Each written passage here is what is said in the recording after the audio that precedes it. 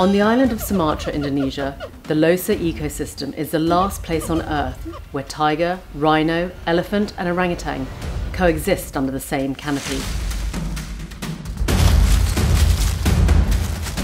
From high mountain forests, tropical lowlands to carbon-rich peat swamps. As one of the world's biodiversity hotspots, this area has a critical role in regulating the Earth's climate, and it is currently under threat. From conflict palm oil expansion, canals are dug to drain the forest of life. At the same time, logging takes place.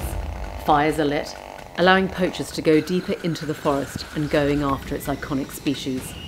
And then land conversion takes place, increasing human-wildlife conflict in surrounding communities.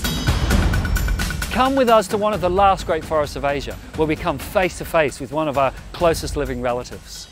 And we discover the beauty and the threats, and how global conservation is helping to fight the war on nature.